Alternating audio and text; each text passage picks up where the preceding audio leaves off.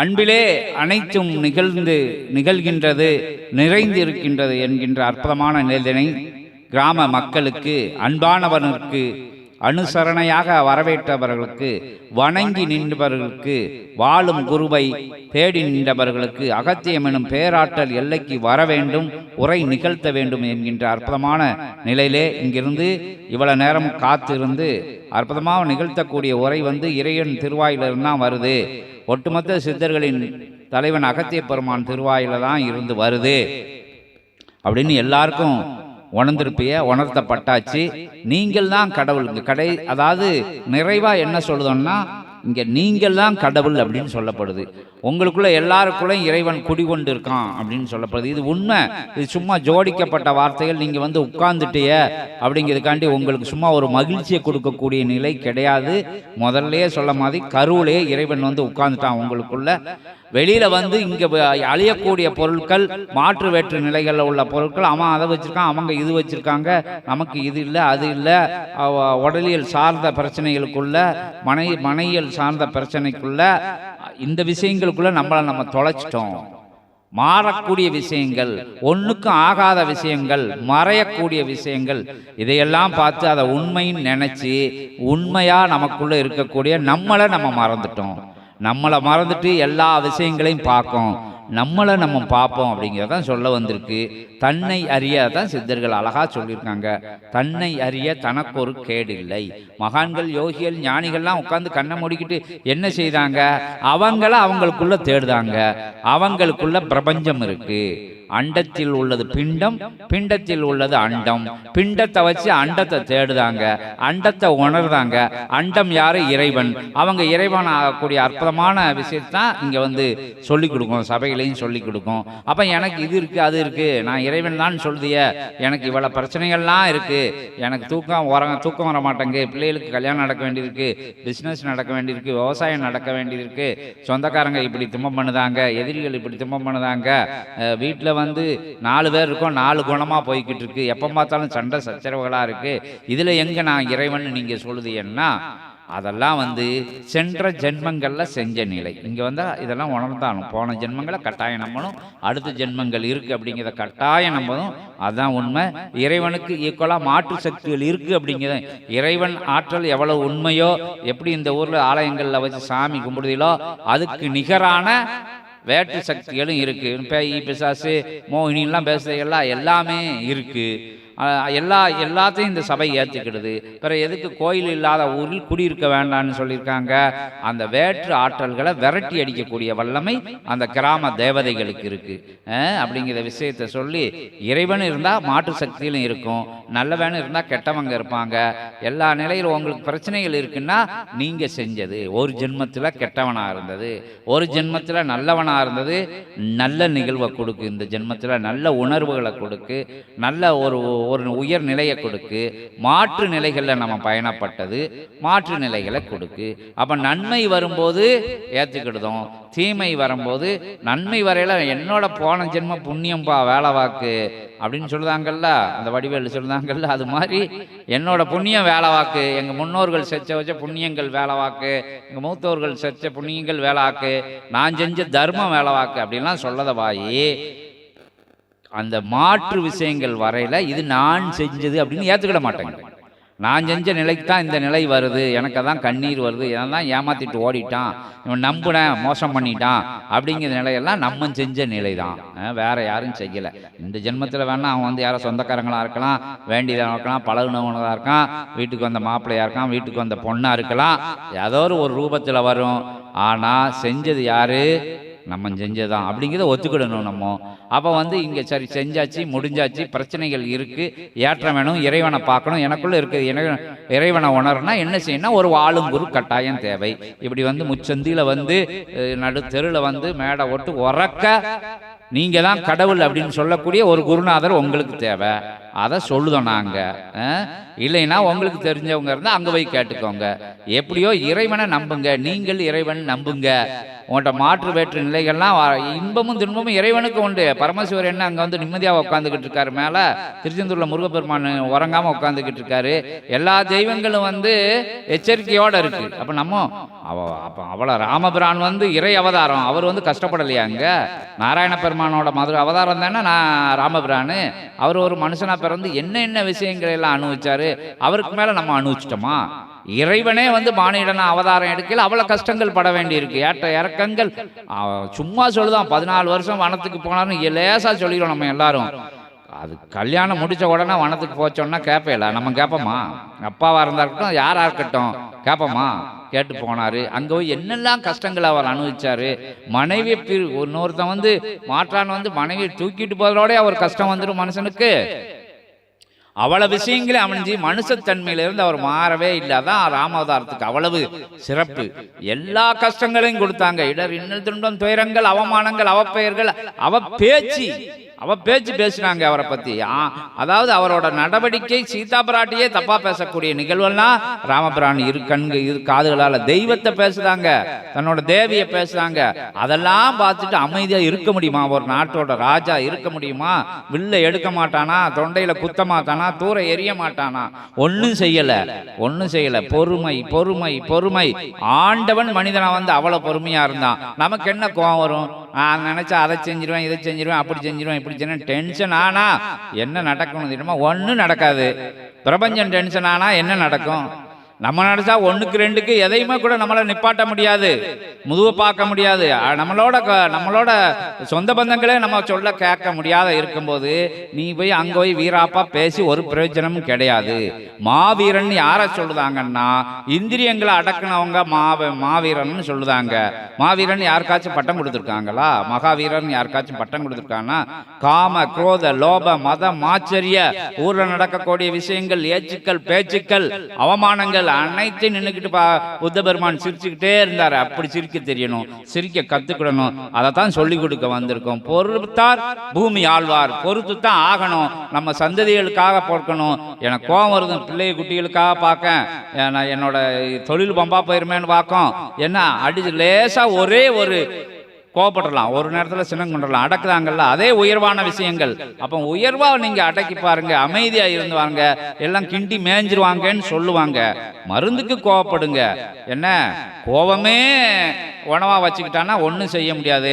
அவன் கோவக்காரன்னா ஊரில் யாரும் வாழ்த்தி நிற்காங்களா? என்ன எல்லா குணங்களும் இருக்கும். கொடுப்பான், உதவி பண்ணுவான், எல்லாம் செய்வான். கோபம்ங்கிறது ஒரு கெட்ட குணம் இருக்கும், எல்லாம் செய்வான். கருமி யாருக்கும் கொடுக்க மாட்டான். பிரபஞ்சத்தில் இருந்து கடன் வாங்கி தந்துட்டு ஒரு நாய் கூட சாப்பாடு ஓட மாட்டான். ஒரு காக்கா வந்தால் கூட கையை கழுவிட்டு தான் வெளியே வருவான். அப்படி நிலையெல்லாம் இருந்துக்கிட்டு இருக்கு. யாருக்கும் எனக்கு கொடுத்தது என் மகன் சம்பாதிக்கான் வெளிநாட்டில், எங்கள் சொந்தக்காரங்க சம்பாத்தியம் பண்ணுதாங்க, என் முன்னோர்கள் மூத்தோர்கள் சேர்த்து வச்சாங்க, உனக்கு எதுக்கு கொடுக்கணும்னா எல்லாம் அடுத்தவங்க சேர்த்து வச்சது. சூட்சமத்தில் உங்கள் சொந்தக்காரங்க உங்கள் மகங்க சம்பாத்தியம் பண்ணலாம், உங்கள் மருமக சம்பாத்தியம் பண்ணலாம், எல்லாம் செய்யலாம். அளவுக்கு அதிகமாக கொள்ள அது அடுத்தவங்க சொத்து.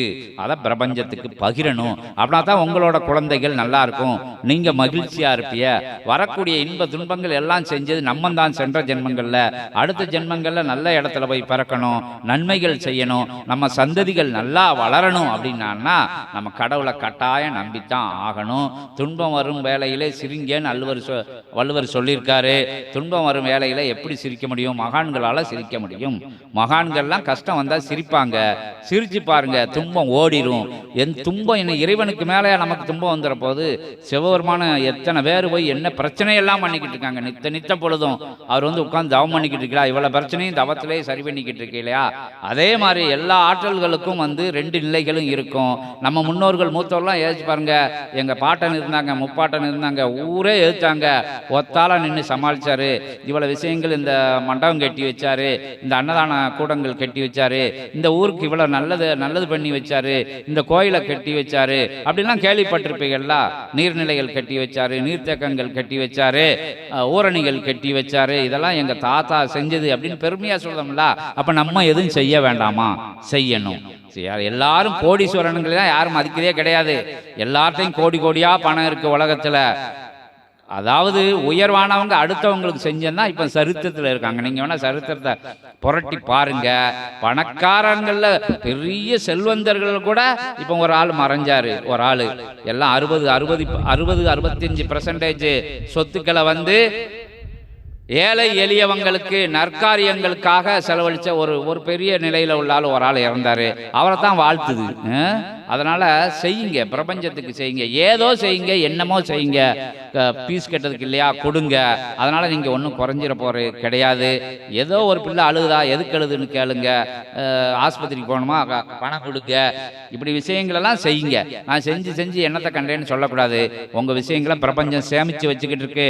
அதை உங்கள் பிள்ளைகளுக்கு நல்ல ஒழுக்கமாக கொடுக்க, நல்ல சிந்தனையை கொடுக்க, நல்ல விதமான தான தர்மத்தோட பிள்ளைகள் வாழதுக்கு அந்த விஷயங்களுக்கெல்லாம் நீங்கள் செய்த புண்ணியங்கள் காரணமாக இருக்கு. பிள்ளைகளும் புண்ணியமான ஆன்மாக்கள் உங்கள்கிட்ட பறக்கணும். கொடி கொடியா வழி வழியா வாரிசு நிலைகளில் எங்கள் குலதெய்வம் இது அப்படின்னு வெற்றி முழக்கம் விடுதைகள்ல அப்போ வந்து வாரிசுகள்லாம் எங்கள் சந்ததிகள்லாம் நல்லா இருக்குன்னு பேச வேண்டாமா?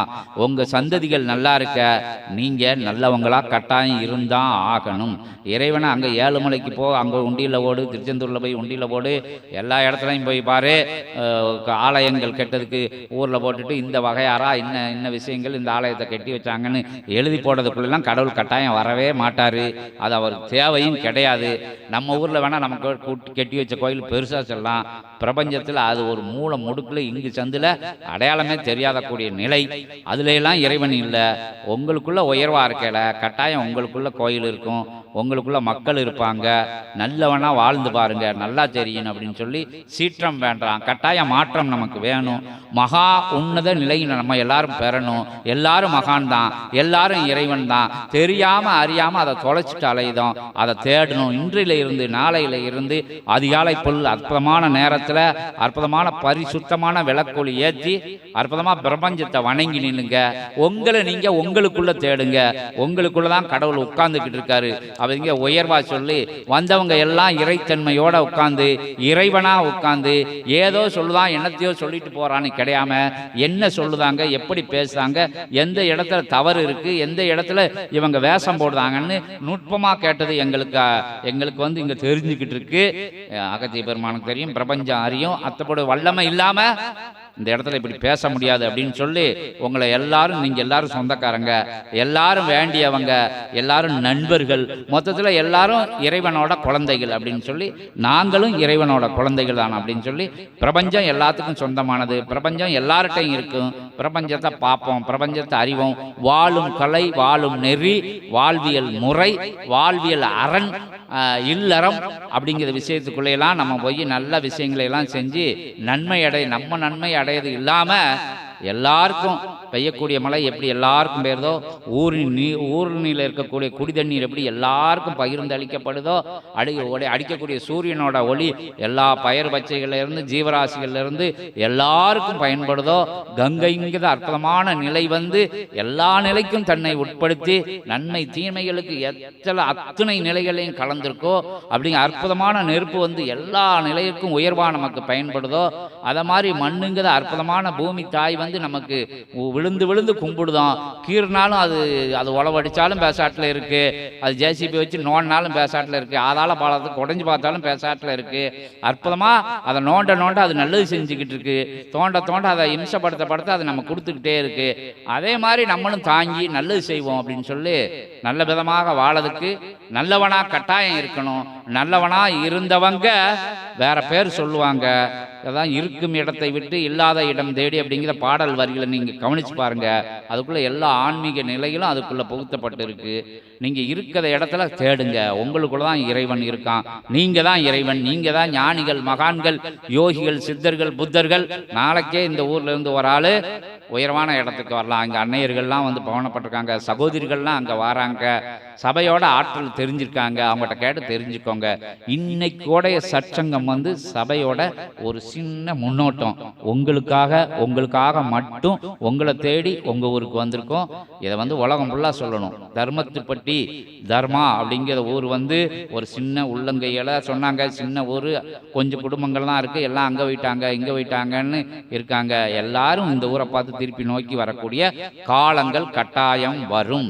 எவ்வளோ உயரம் ஏறினாலும் என்ன தாயோட மணி மாதிரி இருக்குமா, பிறந்த ஊர் மாதிரி இருக்குமா, இந்த ஊருக்கு இன்னும் திருப்பி எல்லாரும் வரக்கூடிய நிலைகள் வருது. ஏன்னா அங்கெல்லாம் நாகரிகம்லாம் பெருத்து போய் அங்கே நிம்மதி இல்லாத நிலைகள் நகரங்களில் உருவாகிக்கிட்டு வருது. சைனாலெல்லாம் எடுத்தான்னா அங்கெல்லாம் உயர்ந்த விஷயங்கள் போய் இப்போ கிராமத்தை பார்த்து படையெடுக்க ஆரம்பிச்சிட்டாங்க. விவசாயங்கள் அங்கே வந்து நவீனமாக்கப்பட்டுருச்சு, உயர்வான விஷயங்கள்லாம் நடக்கு. என்றோ ஒரு காலம் எப்பொழுதோ ஒரு நேரங்களில் வந்து உங்கள் தொழில் சிறக்கும், அதில் எந்த மாற்றமும் இல்லை. இப்போ 5000 ரூபாய்க்கு விற்ற பூமி இன்னைக்கு எத்தனை லட்சம் ரூபாய்க்கு போய்கிட்டு இருக்கு. வாங்க முடியுமா? நீங்கள் வித்துட்டே இல்லை. அங்கங்கே காத்தாடிகளுக்கும் எல்லாரும், நம்ம எல்லாரும் தான், நம்மளை மட்டும், நான் உங்களை மட்டும் சொல்லலை, விற்ற நிலங்களை இப்படி திருப்பி வாங்க முடியுமா? இன்னும் 10 வருஷம் ஆனால் என்னாகும், 20 வருஷம் ஆனால் என்னாகும், 30 வருஷம் என்ன ஆகும்? நம்ம வாரிசுகள்லாம் நிலம் எங்கள் ஊரில் இருந்ததுன்னு தான் சொல்ல முடியுமே தவிர 1 ஏக்கர் நிலத்தை கூட திருப்பி வாங்க முடியாது. நிலத்தையெல்லாம் எச்சரிக்கையாக வச்சுக்கோங்க. விவசாயம் திரும்ப போது என்றோ ஒரு நேரங்களில் கால தாமதங்கள் ஏற்படத்தான் செய்யும். அரசாங்கம் கண்டுக்கிடும். சாப்பாட்டுக்கு இல்லைன்னா என்ன விவசாயிகளை பார்க்கன்னு போகிறதான் போகிறாங்க. கம்மியாக செலவழிச்சுக்கோங்க. என்ன ரொம்ப வந்து ஆசைப்பட்டு ரொம்ப விஷயங்கள் செய்ய வேண்டாம்.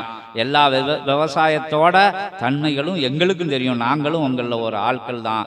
அதிக ஆசைப்பட வேண்டாம். பருவமழைகளெல்லாம் வந்து இறைவன் கொடுக்கறதுக்கு வணங்கி நில்லுங்க, புண்ணியம் செஞ்சுங்க. இந்த ஊருக்கு வந்து அகத்திய பெருமான் மழை வரும்னு சொல்லிட்டு போயிட்டாரு. அன்னைக்கே வந்து உயர்வான விஷயங்களா செய்யுங்க. ஆசைகள் பின்னாடி ஓட வேண்டாம். உங்களுக்கு பின்னாடி எல்லா விஷயம் ஓடி வரும் அப்படின்னு சொல்லிட்டு வாங்க, சபையை நோக்கி வாங்க, சபையை பற்றி சொல்லுங்க. அகஸ்தியர் பிரபஞ்ச ராஜ்யம் அப்படிங்கிற அற்புதமான சேனலை பாருங்க. சும்மா இருக்கல கண்ட விஷயங்களையெல்லாம் பார்க்கல, இந்த விஷயங்களையும் பாருங்க. அற்புதமான சிந்தை உங்களுக்கு வந்து வாழும் கலையை சொல்லிக் கொடுக்கும். உங்களோட பிள்ளைகள்லாம் வந்து அதிகமான மதிப்பெண் எடுக்காங்க. சபையில் உள்ள சீடர்களோட பிள்ளைகள்லாம் அதிக மதிப்பெண்கள் எடுக்காங்க. வேலை தடை உள்ளவங்க, பிரச்சனை உள்ளவங்க, கடன் தொல்லை உள்ளவங்க, மாற்று நிலைகளில் பயணப்பட்டவங்க எல்லாமே வந்து உயர்வா பயணப்பட்டுக்கிட்டு இருக்காங்க. பொறுமை நம்பிக்கை அப்படிங்கிற விஷயத்துக்குள்ள இருந்து பொறுமையா இருந்து அருமையா பயன்படுங்க. அங்க வாங்க எங்களுக்கு கொடுக்கன்னு அங்க சொல்லவே இல்லை. அங்க வந்து தெரிஞ்சுக்க வாங்கன்னு மட்டும்தான் சொல்லுது. உங்க வீட்டுக்குள்ள உங்க பூஜை அறைக்குள்ள நீங்க 48 நாட்கள் விளக்கு ஏத்த சொல்லது கூட அது ஒரு வழிமுறை இருக்கும். அப்படின்னா தான் உங்களுக்குள்ள சிவசபையோட நினப்பு வரும். ஏன்னா அங்க 11,000 யுக புண்ணியம் இருக்கு. பிரபஞ்சம் செஞ்சு வச்ச புண்ணியம். சபையோட நாமத்தை சொன்னா தான் சித்தர்கள் கொடுப்பாங்க. அதுக்காண்டி தான் சபையோட நாமத்தை சொல்லுது. உங்க குலதெய்வத்தை நாமத்தை சொல்லிக்கோங்க. அகத்தியர் பிரபஞ்ச நாமம். எல்லா சிவபெருமான் முருகப்பெருமான்ல இருந்து 33 தேவர்களும் 9 சித்தர்களும் அகத்திய பெருமான் நாமத்தை சொன்னா போதும்னு சொல்லியிருக்காங்க. உங்க குலதெய்வ நாமத்தை சேர்த்து சொல்லிக்கோங்க. பிரச்சனை எல்லாம் ஓடி போயிடும். கொஞ்சம் லேட் ஆகும். கொஞ்சம் பெரிய பிரச்சனைகள் இருக்குன்னா, ஏன்னா ஒரு வேஷ்டியில் கரை விழுந்துருச்சு, வெள்ளை வேஷ்டியில், அதுக்கு எத்தனை ரிமூவர் போடுதோம், ஸ்டெயின் ரிமூவர் போடுதோம், அதை போடுதோம், இதை போடுதோம், பெட்ரோலை போடுதோம், எலுமிச்சம்பழத்தை தக்காளி பழத்தை கண்டகளெல்லாம் போட்டு தேய்ச்சி பார்க்கும், போக மாட்டேங்க. அப்போ நம்ம செஞ்ச தவறுகளும் அது கரை மாறித்தான். கொஞ்சம் பொறுமையாக இருந்தால் அதை எடுத்துடலாம். ரொம்ப போட்டு தேய்ச்சான்னா ஓட்டை விழுந்துடும். பொறுமையாக இருங்க. உங்களை வச்சே உங்களோட விஷயங்களை அகற்றக்கூடிய நிலை. உங்களுக்குள்ளேயே பிரபஞ்சத்தை வச்சுட்டா உங்களுக்கு யாரும் தேவையில்லை. நீங்கள் தான் உங்களுக்கு எல்லாம். நீங்கள் நினச்சா எல்லாம் நடக்கும். எல்லா விஷயங்களும் உங்களுக்குள்ளேயே நிகழும். நீங்கள் கடவுள்னு தனியாக நீங்கள் யாரையும் கும்பிடவே வேண்டாம். உங்களை வணங்குங்க. நீங்கள் தான் கடவுள் அப்படிங்கிற விஷயத்தை அற்புதமாக சொல்லி கடந்து பாருங்க. கடவுள் தெரிவார். எல்லாரையும் கையை காமிக்க வேண்டாம். கண்ணதாசன் பாட்டில் சொன்ன மாதிரி அடுத்தவனை குற்றவாளின்னு சொல்லல, மற்ற விரல்லாம் ஒன்னே பார்த்து திரும்பிக்கிட்டு இருக்குன்னு சொல்லுவாங்க. நம்ம குற்றங்கள் என்ன இருக்கு அப்படின்னு பார்ப்போம். நம்ம விஷயங்களை நம்ம ஆராய்வோம். மற்ற விஷயங்கள்ல இருந்து விலகி சென்றுருவோம். ஒரு இங்கே கூட்டம் போட்டுக்கிட்டு இருக்கோம், ஒரு 4 எருமை அங்கிட்டு சவதியோடு இந்த இடத்துல வந்தால் எல்லாரும் ஒதுங்கி வழி விடுவோம். அதை போய் எதிர்த்து நின்னா மேலே நம்ம அசிங்கப்பட்டுருவோம். அது போய் எங்கிட்ட போய் மாண்டு போய்கிட்டு இருக்கோம். இங்கே வந்து நம்ம அதை பார்த்தா விலகிடணும். துன்பங்கள் வரும்போது விலகி நின்றுக்கோங்க, வேடிக்கை பாருங்க. அது எங்கேயாச்சும் சவுத்தில் போய் முட்டிட்டு நிற்கும். விலகி இருந்து வேடிக்கை பார்க்க கற்றுக்கணும், மன்னிக்க கற்றுக்கணும், மறக்க கற்றுக்கணும். என்னைக்கோ ஒரு நாள் நன்மைகள் நமக்கு ரொம்ப செஞ்சுருக்கோம். 20 வருஷமா ஒரு தலைமுறையாக கூட நன்மைகள் செஞ்ச குடும்பம் என்னைக்கோ ஒரு தெரியாமல் ஒரு வேகத்தில் ஒரு வார்த்தை சொன்னால் அதை ரொம்ப அதையே வச்சுக்கிட்டு நீங்கள் இம்சப்படாதங்க. தெரியாமல் செஞ்சுட்டான்னு மன்னிச்சு பாருங்க. அது திருப்பி அந்த நட்பு தொடர்ந்துடும். உங்களுக்கு மன்னிக்க கற்றுக்கணும். கட்டாயம் மன்னிப்புங்கிறது பெரிய ஆயுதம், அன்புங்கிறது பெரிய ஆயுதம்.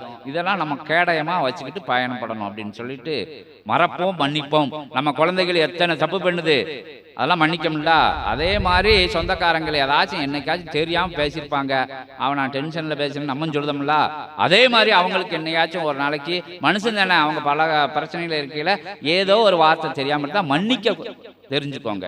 ஏன்னா எவ்வளவோ விஷயம் உங்களுக்கு சின்ன பிள்ளையிலேருந்து உங்களுக்கு உதவி பண்ணியிருப்பாங்க, அதை எடுத்து கொடுத்துருப்பாங்க, இதை எடுத்து கொடுத்துருப்பாங்க, நல்லவங்களாக இருந்திருப்பாங்க, ஏதோ ஒரு நிலையில் ஏதோ ஒரு வார்த்தைகள் விட்டுருப்பாங்க. அதெல்லாம் மறந்து மன்னிக்கக்கூடிய நிலைவனா இறைவனா வாழ பழகுங்க.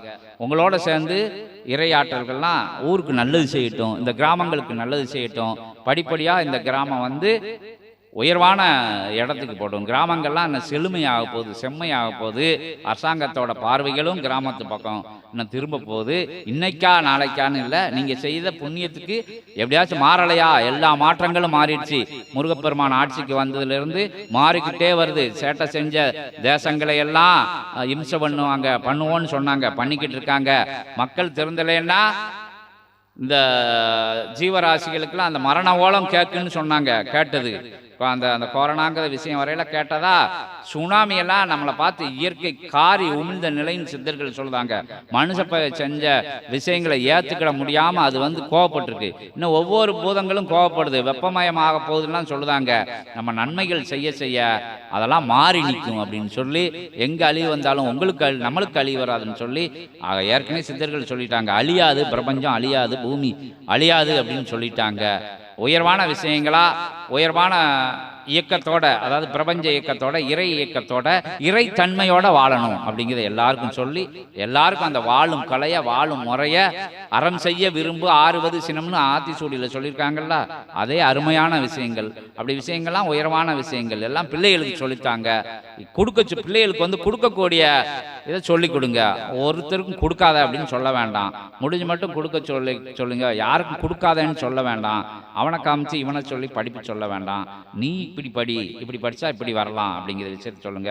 உனக்கு நல்ல விஷயங்கள் இப்படி செஞ்சால் தான் பிரபஞ்சம் உங்களுக்கு செய்யணும். பிள்ளைகளுக்கு முதல்ல அந்த பாடத்தை மட்டும்தான் நீங்கள் சொல்லிக் கொடுக்கணும். ஆட்டோமேட்டிக் பிள்ளையை படிக்க ஆரம்பிச்சிடும், இறைவனை வணங்க ஆரம்பிச்சிடும். சித்த சபையிலிருந்து சித்தர்கள் அதை நிகழ்த்திக்கிட்டு இருக்காங்க.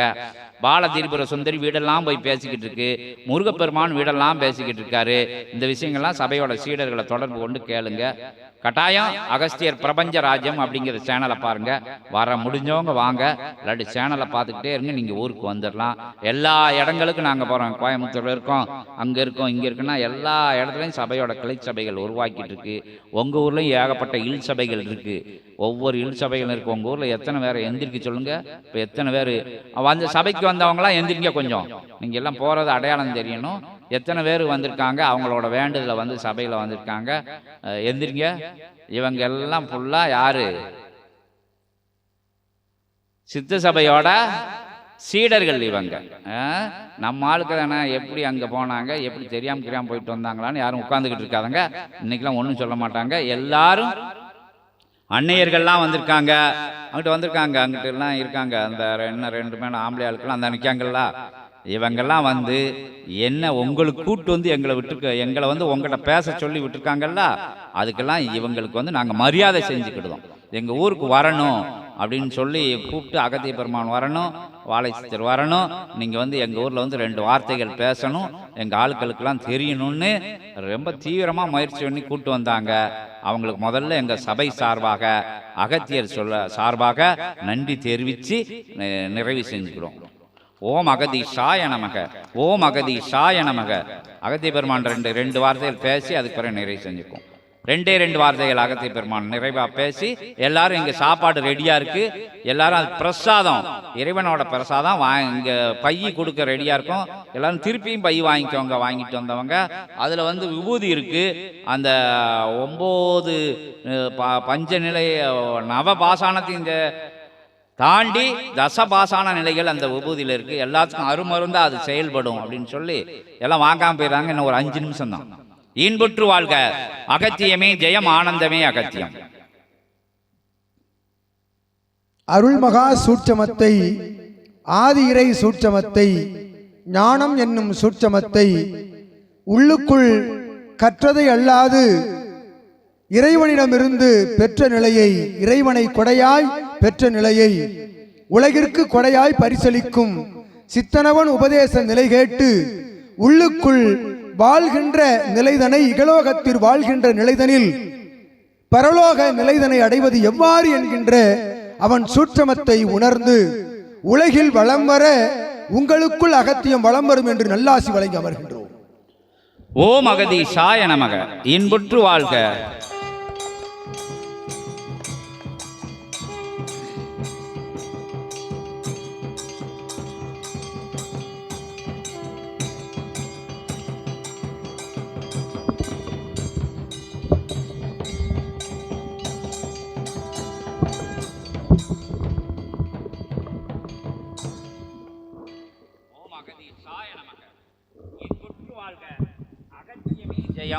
ஆனந்தமே அகத்தியம்.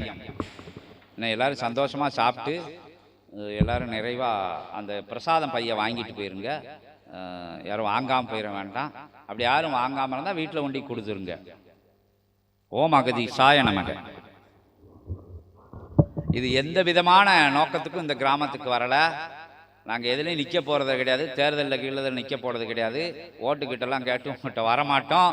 கூட்டத்தை காமிக்கணும்னு எங்களுக்கு அவசியம் கிடையாது.